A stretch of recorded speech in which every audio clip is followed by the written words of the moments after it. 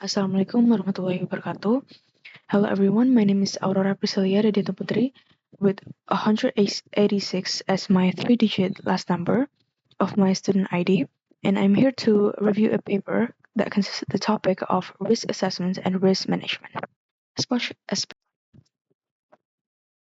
Now, first, the paper that I will be reviewing, the title is called Risk Assessment and Risk Management, Review of Recent Advances on Their Foundation, and the author is by Terje Aven. The description of the paper is that this paper discusses how risk assessment and risk management have developed over time. It focuses on the main ideas behind how we understand risk, how we analyze it, and how we use it in decision making. The paper also highlights that even though many methods already existed, there are still challenges, especially when dealing with complex and uncertain situations. Now, we're talking about the background of risk science. So risk assessment and management became scientific fields around 30 to 40 years ago. They are widely used in many areas such as engineering, health, environment, and finance. The two main goals that the paper highlights here are application, which is the type 1 that the paper highlights, which means it's applying risk analysis in real situations.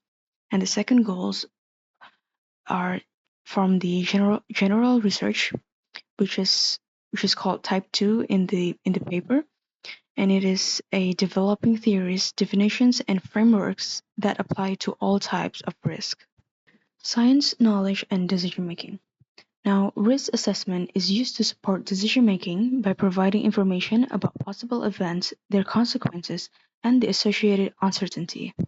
The paper also explains that risk analysis is not only about calculating probabilities, but also about describing uncertainty and the knowledge behind the results. And this decision making is not only about the results of analysis, but people also use their own judgment and considerations when making decisions. That's why risk analysis results are not always fully certain and need to be interpreted very carefully. Now we're talking about the concept of risk. The author here shows that there is no single definition of risk, but the paper also shows that risk is not only about probability, but also about how we understand uncertainty. And in general, it is related to possible events, their consequences, and also their uncertainty. And there are also different methods that can be used to describe risk, such as probability, expected consequences, and scenario descriptions. Now, if we're talking about uncertainty in risk assessment, uncertainty is essential in any risk assessment. The author here also identifies two main types. Number one is aleatory uncertainty, which is from natural variation or randomness. The second one is epistemic uncertainty, which is from the lack of knowledge. Now, usually, probability is used to express these uncertainties. But when we lack of knowledge, other approaches like possibility theory or qualitative scales can be more useful. And he also introduces the idea of combining probability with SOK or strength of knowledge. And this helps decision makers understand how confident we are about the data. Now we have risk management strategies. From the paper, the author describes three main strategies for managing risk. Number one is risk inform, which is based on data and analysis that use risk assessment to guide decisions. Number two is cautionary or precautionary, which is to take preventive actions when there is serious uncertainty. Number three is discursive, which is involve communication, transparency, and stakeholder trust. And good risk policy normally use all three of them.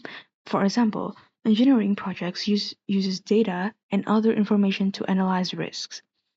And environmental or health policies often follows precautionary principles.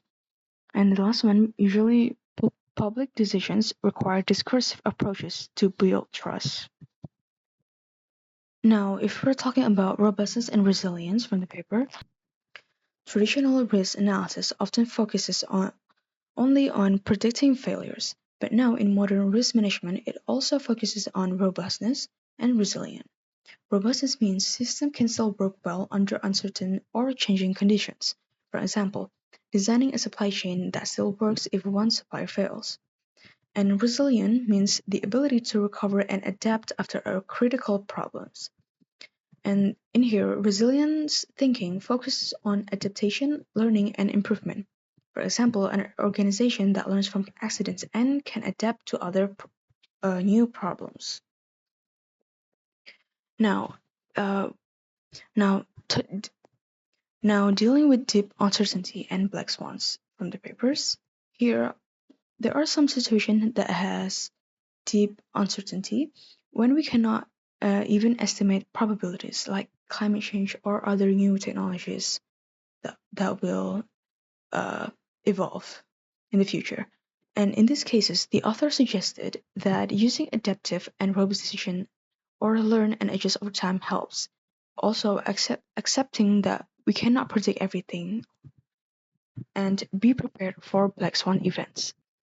And the paper also mentions how black swan events are rare, extreme, and unexpected events that can change everything. So overall, systems should be designed to handle surprise problems with flexibility, resilience, and learning from mistakes. And now, if we're talking about the risk criteria here helps define what level of risk is acceptable. However, focusing too much on fixed numerical limits like probability threshold or other statistics of risk can be misleading because they may ignore uncertainty and context. The paper also mentions the ALARP principle, or as low as reasonably practicable, which it discusses how risk should be reduced as much as possible, unless the cost is too high compared to the benefit. But the decision here should not only rely on cost-benefit analysis, but it should also be consider qualitative judgment and uncertainty. And now for the future perspective from the author. Here, he promotes integrative thinking, which means combining different ideas instead of choosing only one. He also mentions how future risk management should do, which are first combine traditional analysis, resilience, and learning. Second one is focus on knowledge and uncertainty, and not only on numbers. Number 3 is use flexible and adaptive methods. And number 4 is encourage collaboration between science, policy, and also society. Here he also suggests that the next step for risk science is to handle these two, which are complex systems like global supply networks and a decision making with multiple stakeholders. Now, in conclusion, this paper shows that a risk is not only about probability but also about uncertainty and the knowledge behind it. Risk assessment plays an important role to support decision making, but decisions cannot only rely on analysis results because they also involve in human judgment. And here the paper also highlights that no single method is perfect. So different approaches need to be combined, especially in modern situations. Risk management should also be more flexible, adaptive, and able to handle unexpected events in the future. Thank you for watching, and I hope this video and explanations help you better understand the topic of the paper and also the overall overview of the paper. Assalamualaikum warahmatullahi wabarakatuh.